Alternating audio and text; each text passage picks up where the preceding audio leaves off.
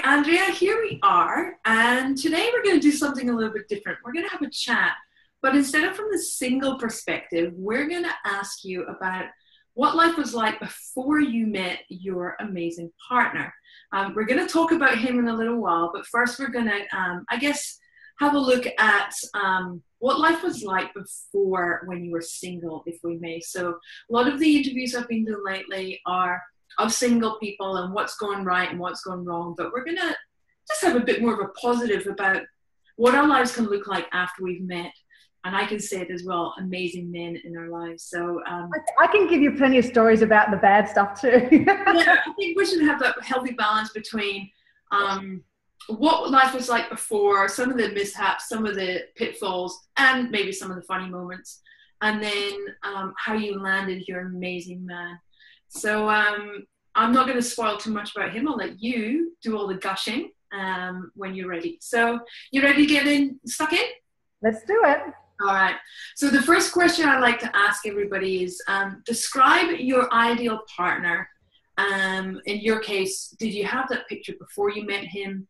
Did you know what your life you wanted to create as a single woman? And how, I guess, is that compared to what you've found?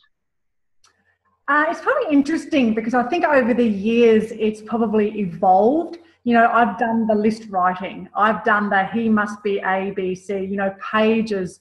Because, you know, you hear so many stories about you need to be specific and you need to know exactly what you want. Law of attraction stuff, right? Yeah. So I've done that and have attracted that exact person only to find out, yeah, that's kind of not really what I wanted. Uh-huh. But I think, yeah, I really focused on the feeling, like how I would feel being with someone that I loved and respected and adored and felt that way back. So, you know, I know this sounds really weird, but I used to go to bed at nighttime, lying in bed, thinking how it would be felt to be held by someone that you loved and to feel safe and secure. So that's where I ended up going, was because I'm a real big fan of the law of attraction, but I think for me it really worked in being in the feeling, if that makes sense. It does make sense.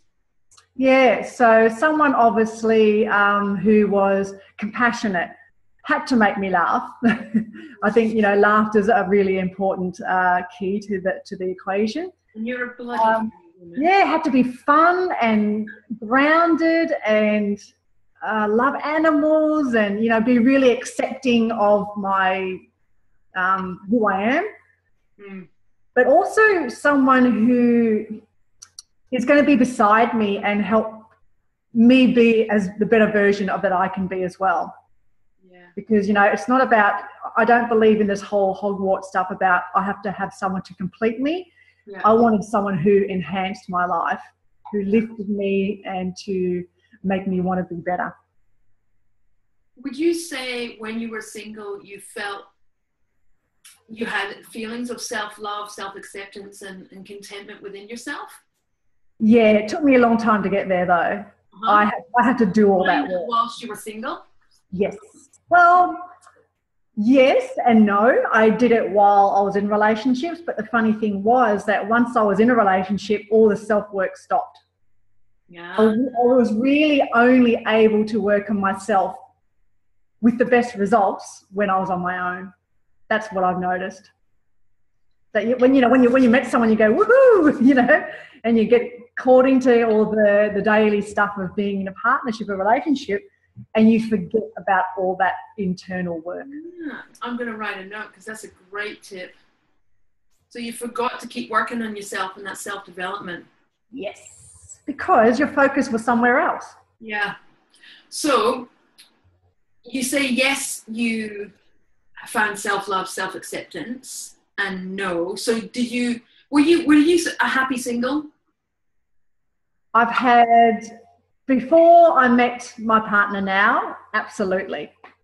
You were happy with your life? I really found that sweet spot of loving who I am, embracing who I am and showing the world it, and I'm completely in love with it. So, but before that, years and years and years back, you know, probably not. but it was all that part of that journey of getting to that space. My intention was to get there, but it took me a while to get there, put it that way. Yeah, and do you think you understood that you needed to be in a different place from where you were when you started that work? Yeah. Because you get little signs along the way that you're kind of getting somewhere, but then you get waylaid along the way. So you get signs, you get marking posts that things are working, but yeah, you get little hiccups along the way to test you, I suppose. Yeah. And I completely relate. I had a similar, I guess, journey to my self-acceptance is a bit, I don't know, it's a thrown away word, but I think it's the best way of describing is truly believing that who I am is pretty awesome. Who I am is going to be right for the right one. I'm not right for everyone. And once I got that, really understood that I'm not meant to hook up, connect with, and create a relationship with every date I went on. It's not like a numbers game, but there was definitely trial and error and saying, well, I don't need to worry it doesn't work out with that guy because I'm not meant to get on with every guy. And once I really started to understand that and accept who I am was kind of right, then I started to be myself, and then the attraction of who I was hanging out with and the dates I attracted started to increase in compatibility and elevation of being more correct for me, being more in alignment with what would work with me and my personality. Yeah, totally get that. And the whole, cliche thing of self-love and stuff, you have to love yourself before someone else will love you. Yeah. Cliches are there for a reason, aren't they? Because they're bloody true. And it's difficult to say, love yourself. It's like, well, you don't actually have to. But what does that mean is the difficult thing. And many coaches have different perspectives of that. It is. It's such an intangible thing, right? Because it sounds a little bit egotistical and whatever, but self-acceptance, whatever you want to call it, there has to be that. And I can only say this from experience, is that it wasn't until I fell into that space that the type of man I started attracting changed. Yeah. And there was a very definite shift in the type of person I hung out, just like you said a minute ago. So, that was, the only way I can see it, and the only way I was trialing and erroring a little bit, I suppose, erroring a little bit. I haven't even had a drink, it's all right. Was by testing the waters and looking back over the kind of dates I'd been on all that time. And oh boy, I'm the common denominator. It's not them. I was the common denominator. So what was being different? And it really was the self-realizations and the reflection, I suppose. That was a big game changer for me, and it really changed the type of person I was attracting. Completely. And it really does lead nicely into the second question I like to ask on these interviews, and that, what was the most frustrating part of the dating then? And I guess it can be answered in two ways: before you learned to accept who you were, or after. But what would you say was the frustrating aspects of being a confident, independent woman in this modern society we have now? I think, like you said earlier, was realizing that not everyone's going to fit. Yeah. And years ago when I was out dating, I'd have three dates in one weekend once. Yeah. But no second dates. And I'm going, what the hell is going on? So I think the most frustrating part was dealing with my own stuff and the internal conversations and the internal fighting I had going with myself. Like, what's wrong with me? Why aren't I getting second dates? Perfectly nice, looked all pretty all right, or, that just the internal conversations and the disappointment and the doubt. So really the most frustrating part was me being able to work through my own internal conversations and dialogue. Because that's pain. We can make it as painful or as unpainful as we like, but we unfortunately make it painful for ourselves. So a question I like to ask when I'm coaching a client who would have those similar sorts of internal talk of, why am I good enough to get a second date? And I would put it back and say, well, that woman, did you want to go on a second date? Did you actually see her as suitable for your life? And quite often the answer was like, oh, she was okay. Mm. So why are you upset over meeting someone that really you're not sure about anyway? But I think it's that we are so starved for that relationship that, you know, and I've done it. I've been guilty of it. I've been saying yes to second dates when I go, I probably would never have done that if I was in a different space. Which so then fell into that better, different space later on, right? Once you started who you were. Yeah, but, you know, I've been guilty of that. But on a different day, I probably look back now and go, those people were even remotely right. But not even close to the beautiful man you have now. No, but I wasn't close to that person that I was either. So it's all a match for where you are at the time, I guess. Yeah. So what would you say the turning point was? It was just a knowing that for some, actually, no, I went back and did some more dating mid last year. Right. And I went back with a completely different intention. Yes. So I think I've told you the story before. I sat on Google for 2 hours on a Saturday night, which is how exciting my life was back then, and Googled how to write a good dating profile. And let's not just, that's a really smart, you're saying that, you know, that's kind of a bit, I don't know what word you want to use, I don't want to label it, but that's actually really powerful and smart investment of your time. Oh, I just thought, if I'm going to do this, let's do it in a way that is honouring me, honouring the type of person I want to attract, and honouring everyone else who looks at it, because you're right, you're not meant to match with everybody, but I think there's so many people on there who are getting cut off at the knees and in, you know, not very nice ways. I thought, I don't want to be that type of person. I just want to be, this is who I am, love life, joyous, sunshine, and that right person will find me. Yeah. So I spent 2 hours Googling it, and I wrote a profile and popped it up. I think it was on online dating, just to be clear. Sorry? This was for online dating. Correct. Yeah. And I was inundated with responses, but responses that were, I know we're not a match, but I loved your profile and just wanted to tell you. You know, so refreshing to hear that, so refreshing to read it. Yeah. So it was really, I knew that already. I go, okay, I've shifted the space of my energy, because, you know, I get so many girlfriends going, oh my God, I'm attracting these idiots and that person. And I go, well, what are you writing? You know, it's what you're putting out there. So for me, I think that was the shifting point. Once I did that, I really changed the feeling and the platform of what happened after that. And I spoke to 2 guys and dated them straight away, and then ended up dating one of them a bit longer. And unfortunately, he got moved interstate for work, so that kind of went, oh, okay, fair enough. But that was the moment I go, right, I'm sorted now. Like I knew that I was in the exact space that I know I needed to be. And I said to the universe, okay, I'm done. I'm done with online dating. I'm ready.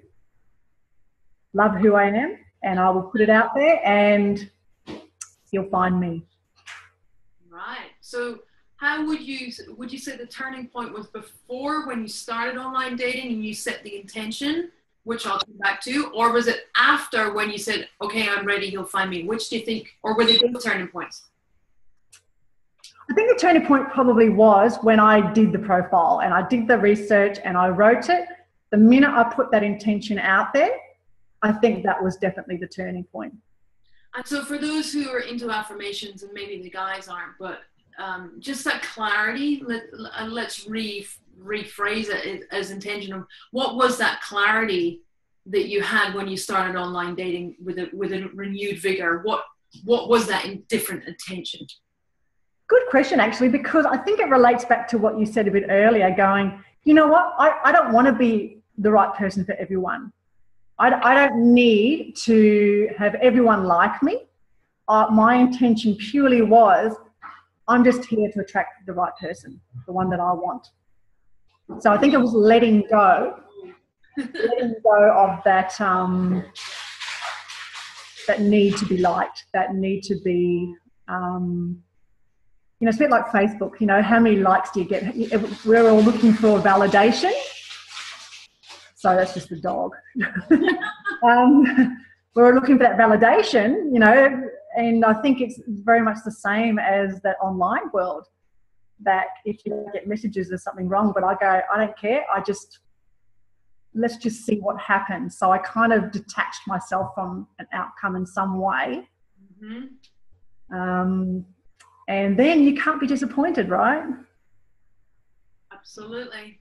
Everything's a bonus. Yeah, and I think it was really important. I go, I've been disappointed so many times before. I go, I don't want to put myself through that again. I'm not worth that. I'm worth more than that. Yeah.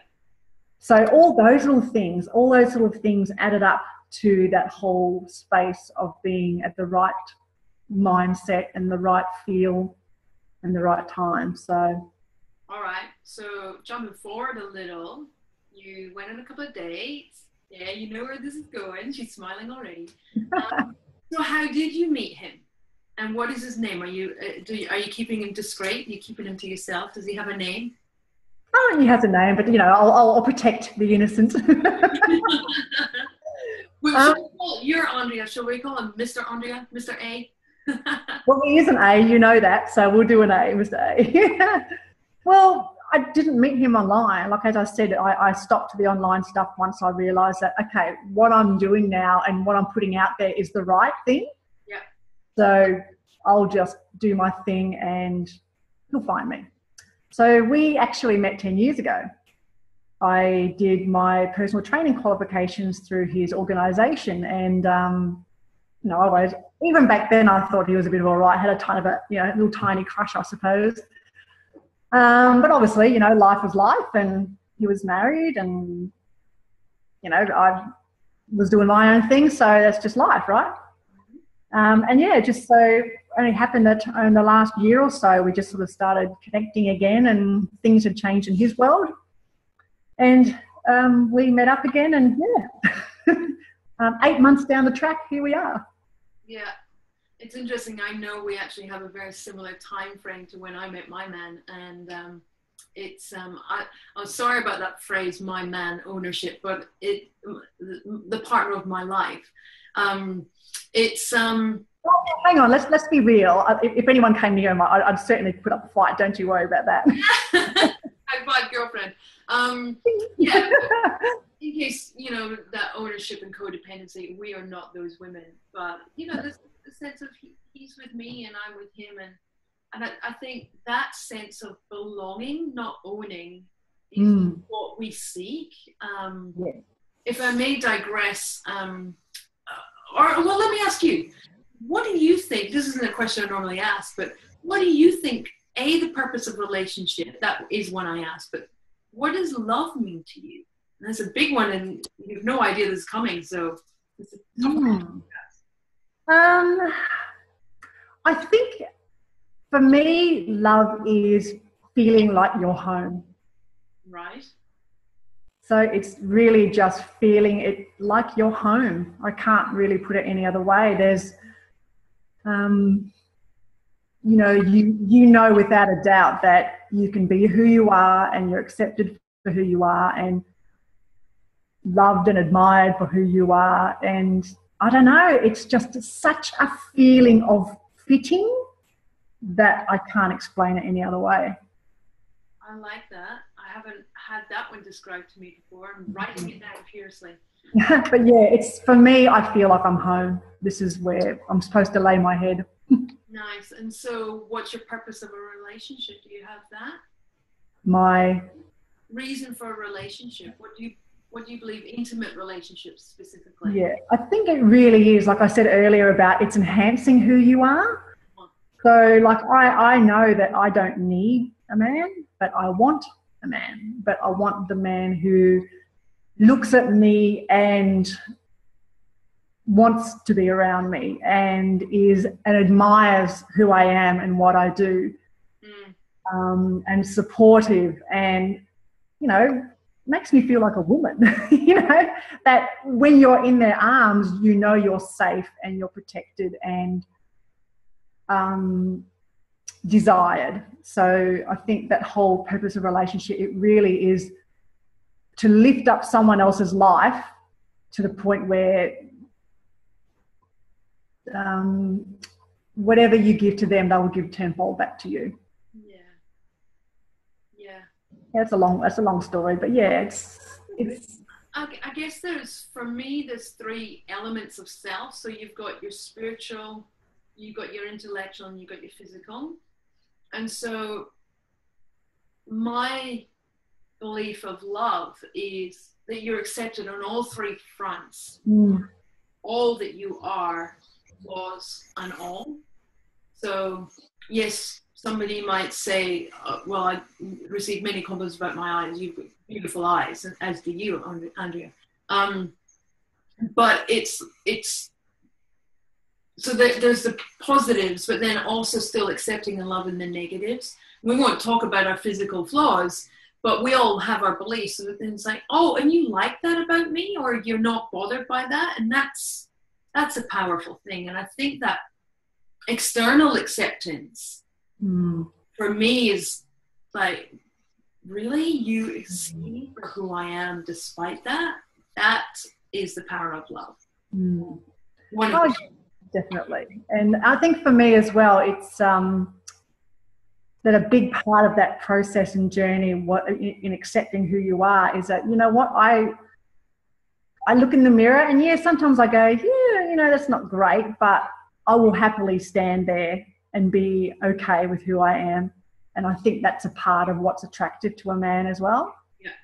Is that women who go, hey, I'm really okay, and not hiding behind what we think are our physical flaws. And so, I mean, I had to get to that space for someone else to see that in me as well. So.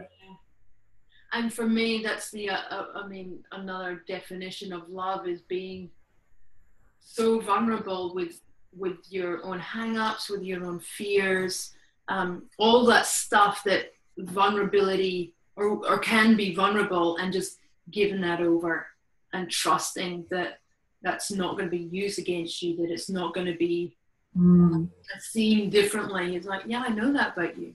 It's okay. You don't need to worry about that. It's kind of like being okay with the unspoken, right? You don't have to speak about everything. You don't have to. Not everything needs to be said or acknowledged. You just kind of know. Nice. I like that. So I'll say something. He goes, yeah, I know. And I go, oh, I hate that when you know. He goes, yeah, I knew that. And I go, okay, good. Huh? And we move on quickly, honey. We're not staying there. Yeah. Because normally in the past you spend weeks dancing around subjects and, the angst of what are they going to say and, the pain around that. And now it's like, it might be 5 minutes. I go, ooh. And he'll say, what's wrong? Or what's on your mind? And I'll say, oh, this and whatever. And he's laid the grounds and said, there's nothing that we can't talk about. So it's that's kind of that unspoken agreement that everything's okay. Yeah, I like that. So how did you know he was the one? Or I could ask, when did you fall in love? When did you knew? When was that moment? It was really early and really quick, like 4 or 5 days in. Stupid, right? No. But yeah. Tell me. I don't know. We were out walking and I stopped dead in my tracks and I said, I think I love you. And he goes, yeah, I know. I get goosebumps. And I guess, so it's a bit of a running joke now. So if ever he says something and I go, yeah, I know, he goes, oh, okay. He goes, because, at the time I said, that's really mean that you said that. I was expecting something wonderful back. And he goes, I'm sorry. But how did I know? As I said, it just, all of a sudden, something just went whoosh, and that whole feeling of belonging and rightness. Rightness is I can't think of anything else. It's just a feeling of rightness. Yeah, it's as much difficult to describe it before it happens as it is when it happens. Yeah, totally. Because you just can't. I don't know. You just can't. You can't. I keep saying can't a lot. Yeah, you're totally right. It's something that you can't put into words. And I don't know if this is like it's different to me being in love with other people in the past. It's completely different. I agree. That's all I can say about that. The way I can describe that is it doesn't mean I didn't love my ex-husband, for example. It's a different level. I think there's a maturity about myself that I'm bringing to my now relationship. Yeah. And, you and I have both been through marriages. And so my partner, Mr. A, has been through a marriage. So I think you're right. It's absolute that wisdom and maturity that comes through growing up, evolving, life happening to you.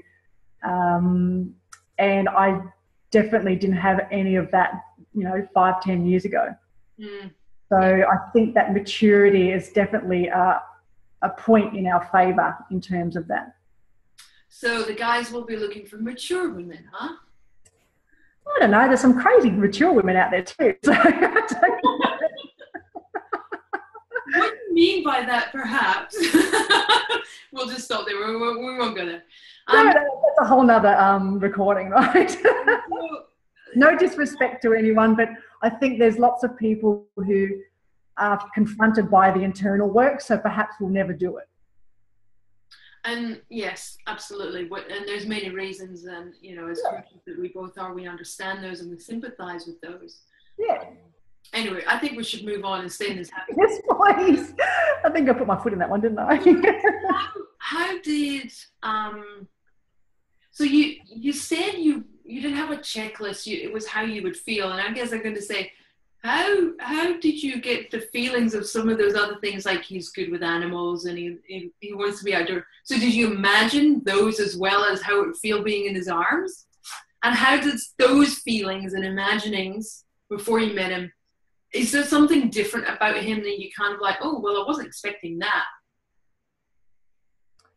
I think there's got to be things that weigh up more. So the feelings of being in their arms and stuff, that's a big feeling, right?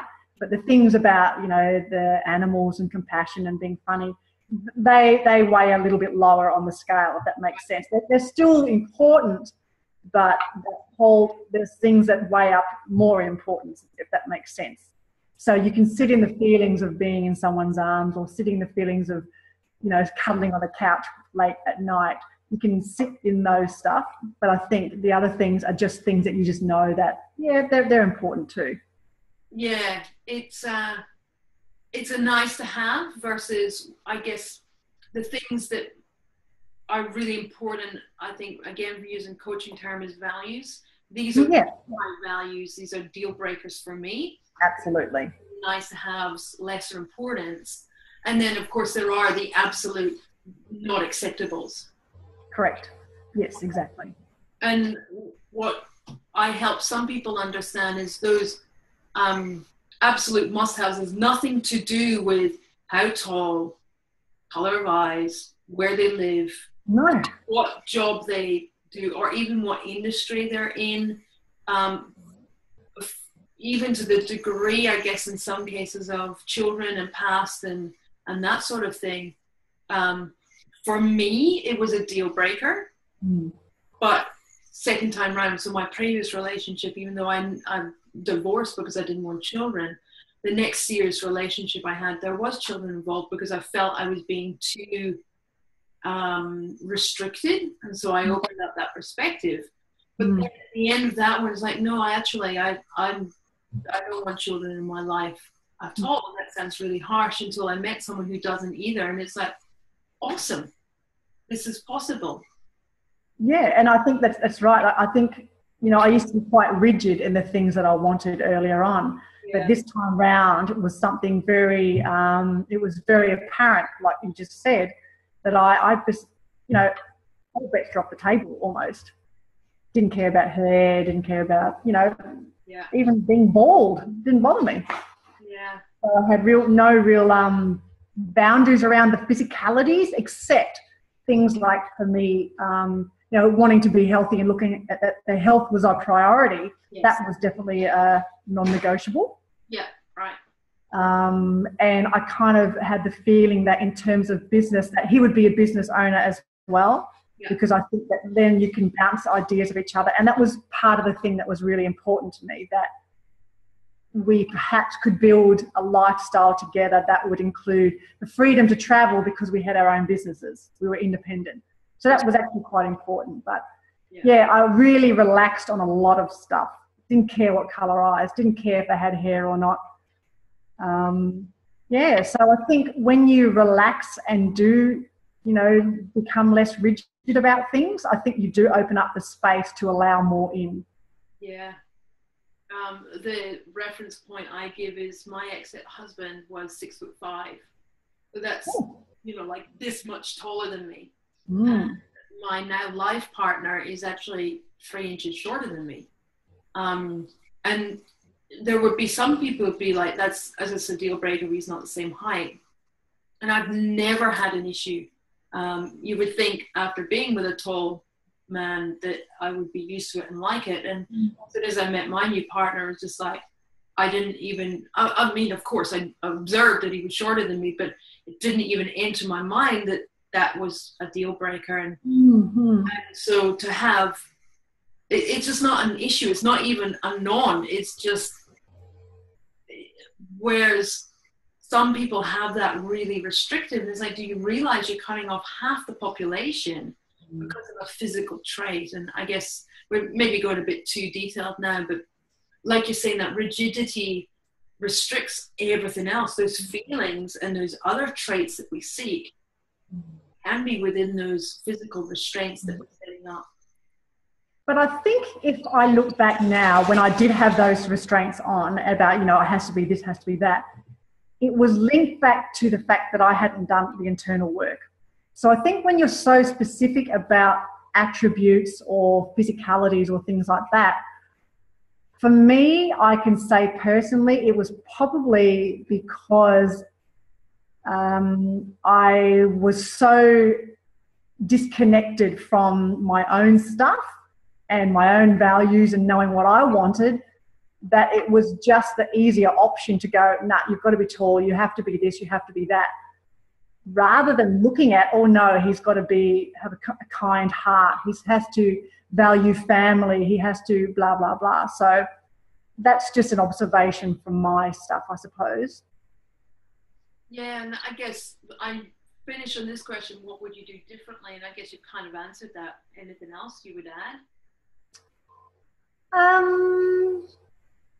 It's hard to say, because I think now that I'm really only in the space to truly love and be in the truly loving, wonderful relationship because of everything I've been through.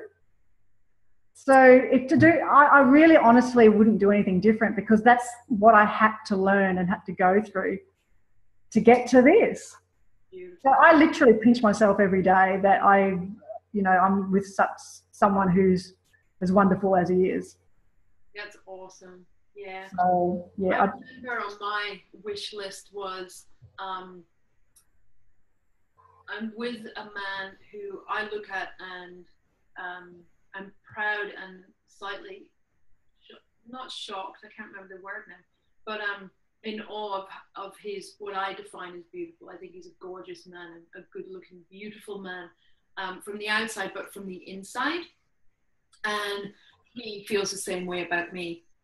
And there's not one day goes by without me having gratitude or recognize both the exterior and the interior. And I say exterior because at the end of the day, we are sexually attracted to the physical form. Yes. And whether that is in shape or what we define as healthy is irrelevant, because we are attracted to what we're attracted to. Do you have any thoughts or comments on that one? No, because I think when you see people and you don't know them, obviously the first point of connection is visual, right? Yeah. So you can't deny that. But I really do believe that the internal stuff and the internal juice of what makes a person who they are, there's something in that makes them either more attractive or less attractive. Agree. So if someone's, you know, quite mean and nasty spirited, that's going to show in their physical self, regardless of whether they're, you know, a supermodel or not. Yeah. And, you know, there can be people who aren't traditionally beautiful or handsome, but there's something about them that bubbles up from the inside that just shifts everything. Yeah. And I think that's the key. But, you know, I don't look at myself and say I'm the most beautiful woman on the planet. I certainly don't. But there's qualities in me that people find attractive because of who I am. Yeah. And I think that's the same in partners. Yeah, there's something to be said about a stranger smiling across the room. There's an attraction, there's a magnetism, there's something, and that's, you know, I'll look at a woman across the room and you're like, God, she's a beautiful woman, a beautiful person. Yeah. And that has nothing to do with the whole shape. There's just an essence, an aura, whatever you want to label it. There's something about them that is attractive. Yeah, that's better than juice, isn't it? Essence. That's good juice. Whatever. Essence, aura, juice. Juicy essence. Yeah. But you got what I meant. Totally do. All right. Well, that's all I wanted to ask. I guess, is there any other thoughts you want to finish with or conclude with?